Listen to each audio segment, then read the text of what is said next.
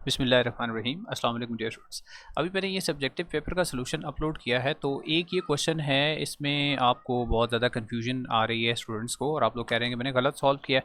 चलें एक दफ़ा फिर ज़रा आराम आराम से मैं इसको सॉल्व करता हूँ और फिर कोई गलती है तो मुझे दोबारा बता दीजिएगा। तो पहली बात जो बार बार पूछ रहे हैं स्टूडेंट्स के F1 या F2 फाइंड आउट करना था। तो केस सिनेरियो ये होता है कि ये एक स्मॉलर सिलेंडर होता है, उसके ऊपर एक स्मॉलर पिस्टन होता है। ये स्मॉल वाला सिलेंडर है, वो सिलेंडर है सॉरी, और इस सिलेंडर के ऊपर ज़रा स्मॉल वाला पिस्टन होता है। उसके बाद ये ऐसे पाइप्स के थ्रू कनेक्टेड होता है एक लार्जर सिलेंडर के साथ, और उस लार्जर सिलेंडर के ऊपर लार्जर पिस्टन होता है, और उस लार्जर पिस्टन के ऊपर फिर गाड़ी या जो भी ऑब्जेक्ट हमने लिफ्ट करना होता है वो ऑब्जेक्ट होता है। तो अब ये देखिए, ये ऐसे करके डायग्राम बना के इसको ज़रा प्रॉपर तरीके से कर लेते हैं। तो ये लार्जर होगा, यहाँ पर पिस्टन ऐसे करके कुछ ऐसे होगा, ठीक है। यहाँ पर कार होगी जिसको हमने लिफ्ट करना है ऊपर की तरफ। अब जो हम फोर्स अप्लाई करते हैं ना, यहाँ जो पिस्टन होता है उसके ऊपर आप फोर्स अप्लाई करते हैं डाउनवर्ड्स। ये जो आप फोर्स अप्लाई करते हैं दिस इज़ कॉल्ड F1। ये जो छोटा सिलेंडर है इसको स्मॉल a कहते हैं, जो बड़ा सिलेंडर है इसका एरिया कैपिटल A से है, और ये जो ऊपर अब फोर्स लगेगी कार को उठाने के लिए ये है F2। और ये कितनी फोर्स चाहिए? कार के वेट के बराबर, ठीक है। तो कार का वेट तो आपको पहले से पता है, यानी F2 तो आपको पहले से पता है, आपने F1 फाइंड आउट करना था। और बेसिकली होता क्या है कि जो प्रेशर यहाँ पर है इनिशियल प्रेशर, वो फाइनल प्रेशर के बराबर होता है। प्रेशर इक्वली ट्रांसमिट होता है।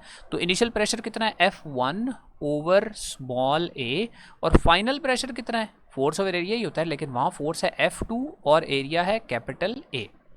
अब दूसरा सवाल आप लोगों ने कहा जी आपने कन्वर्जन की ही नहीं। बिल्कुल कन्वर्जन आप कन्वर्जन करके, मैंने सिर्फ वो सोल्यूशन ना शॉर्ट में सोल्यूशन यानी आंसर निकालने की कोशिश की थी। तो आप अगर कन्वर्जन कर दें फिर भी यही आंसर आएगा, ना करें फिर भी यही आंसर आएगा। इसका क्या मतलब है? देखें, मैं F1 फाइंड आउट करना चाहता हूँ ना, तो F1 फाइंड आउट करने के लिए मैंने ऐसे करना है, A को दूसरी साइड पर भेजना है, तो A ओवर A।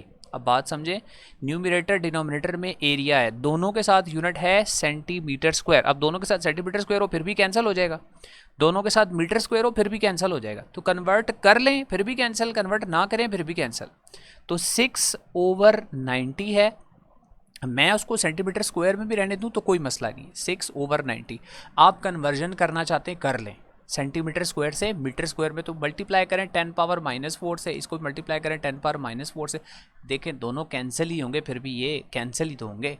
तो मैंने कन्वर्ट नहीं किया फिर भी कैंसिल हुए, कन्वर्ट कर दें फिर भी ये दोनों कैंसिल हो जाएंगे। अब इसको मल्टीप्लाई कर रहे हैं F2 से। F2 क्या चीज़ है? Weight of the car. तो 2500 उसका मैस है, मैंने 10 से मल्टीप्लाई किया तो 25,000 हो गया उसका वेट, ठीक हो गया।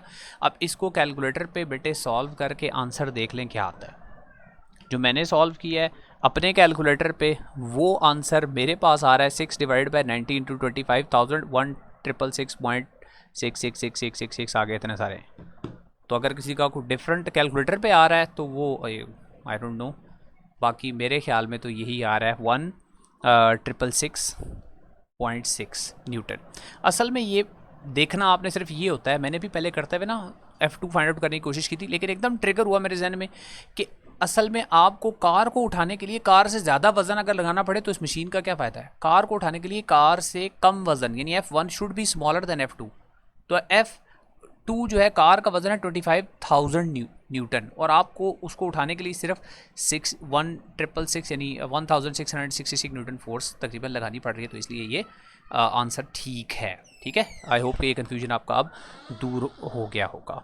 अब इसके अलावा अगर कोई है प्रॉब्लम तो मैं कमेंट्स में फिर वो क्लियर कर दूंगा। ये सिर्फ इस क्वेश्चन के लिए मैंने वीडियो बनाई है, तो होपफुली अब क्लियर हो गया होगा।